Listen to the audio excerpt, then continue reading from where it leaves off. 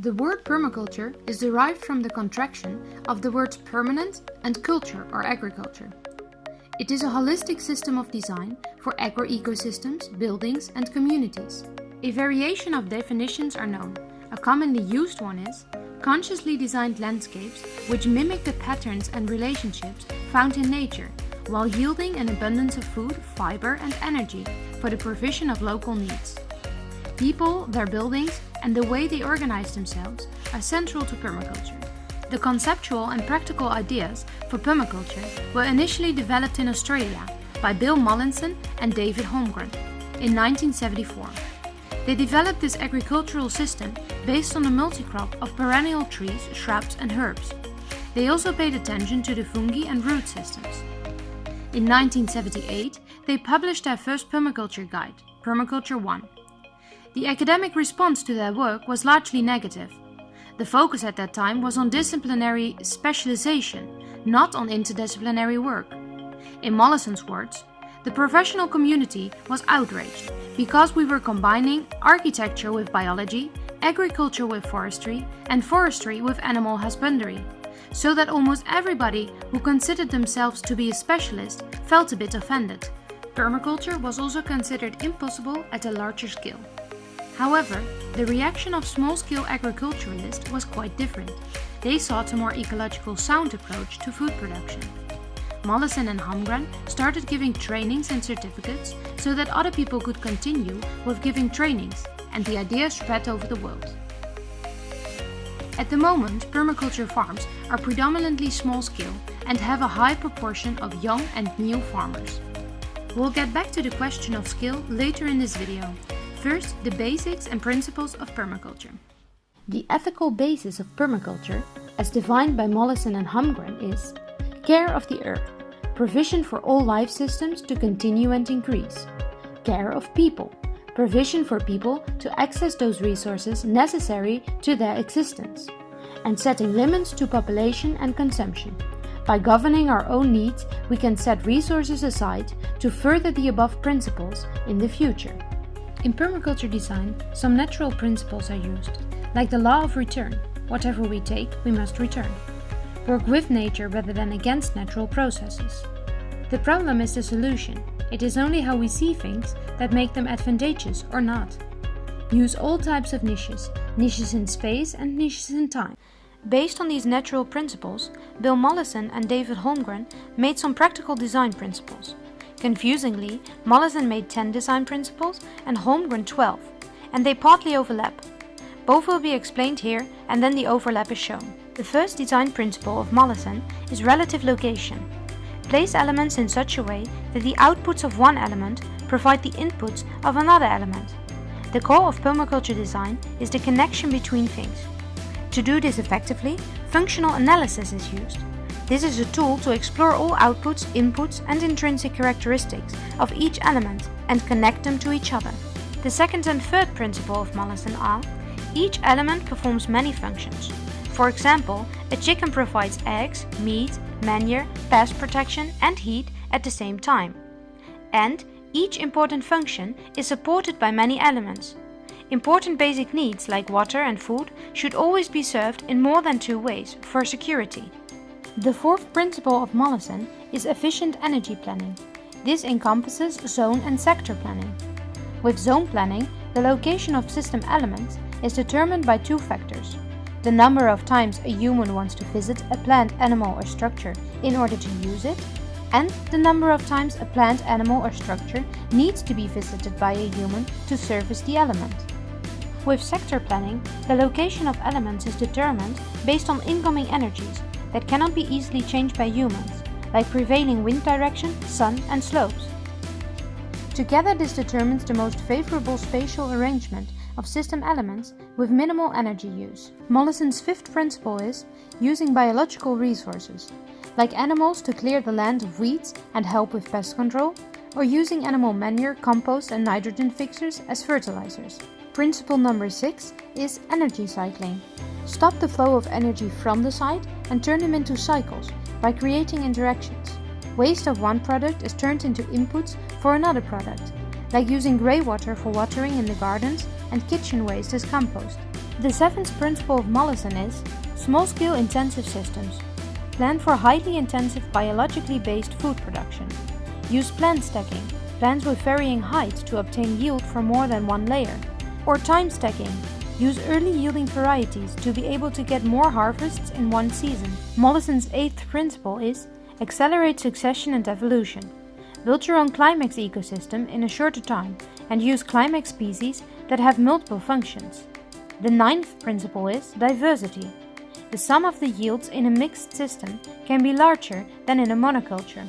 Diversity provides stability and security, especially when elements are cooperating and not competing. The last principle of Mollison is edge effects.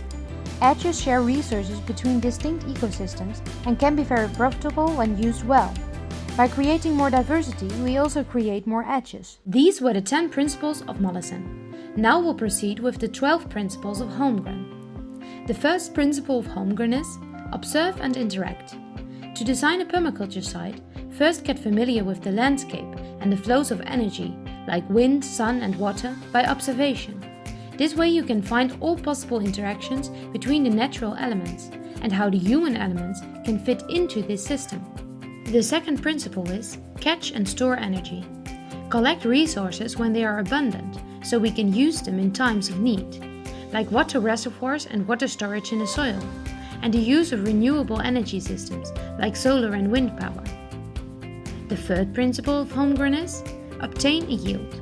Use elements that provide yield in more than one way, like a chicken producing eggs, meat and manure. The manure can also be seen as a yield. And produce a diverse yield on your farm to provide for all your food, fiber and fuel needs. Principle number 4 is apply self-regulation and accept feedback. Let systems regulate themselves, so human involvement is needed as little as possible, and constantly re-evaluate what you have done in terms of physical development of the land and change course if needed.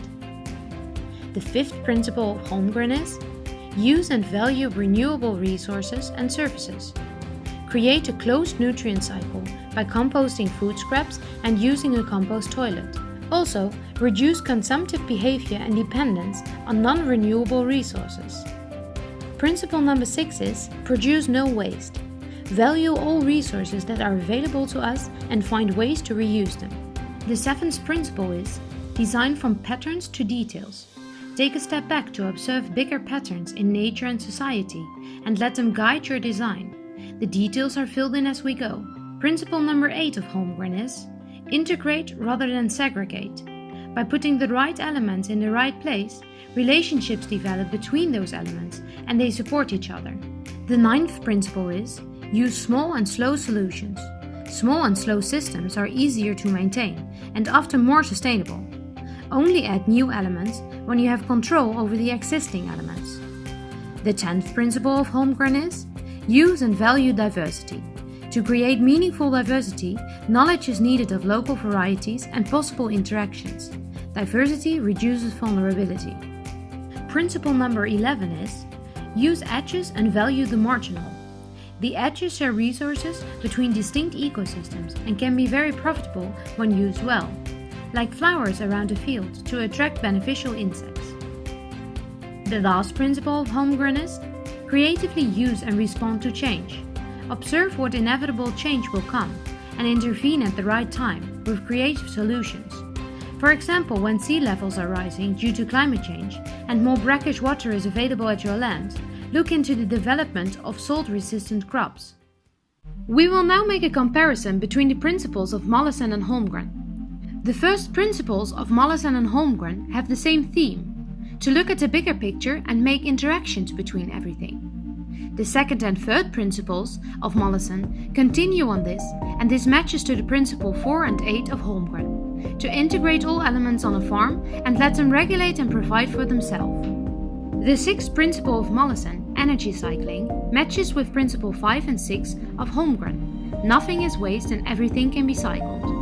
The seventh principle of Mollison and the ninth principle of Holmgren both state that you should start with small intensive systems and only slowly expand when you have control over all elements. The ninth principle of Mollison and the 10th principle of Holmgren both put emphasis on the value of diversity. And lastly, the importance of creating edges is stated in Principle 10 of Mollison and 11 of Holmgren. This means there is quite some overlap, and effectively there are 14 principles to take into account when designing a permaculture site. Let's get back to the question of scale. Most permaculture farms are small scale, and Principle 7 of Mollison and 9 of Holmgren state the importance of small, intensive and slow systems. But does this mean permaculture cannot be practiced at a bigger scale? Not necessarily. When all elements are under control, a farm can expand. This might be labor intensive, but in developing countries, labor is more easily available, so bigger farms can be realized. Also, when including larger forestry and livestock zones, this can significantly increase the size of farms. The zones close to the house are intensive and slow, but the outer zones do not have to be like that. A problem for upscaling in developed countries can be the price of land, whereas the earnings from permaculture farms are often not so much in the first period, since the system has to build up slowly and elements need time to start working harmoniously together. However, when this period is bridged, expansion is well possible. Some of the ideas within permaculture are similar to other movements and practices surrounding sustainable agriculture. Principle 5 of Mollison, using biological resources, is also one of the pillars in organic agriculture, in which it is not allowed to use inorganic fertilizers and pesticides. Zone planning, which is used within permaculture, distinguishes zones from very intensive systems close to the house to more extensive livestock and forest systems. This means that parts of a permaculture farm can be considered as agroforestry or even as a food forest. What makes permaculture unique is that it creates a holistic design that can be used for agricultural design, but also for housing and forms of social design. It tries to integrate all elements, crops, trees, animals, structures, flows of energy and humans, and make them beneficial to each other, so that the system can regulate itself.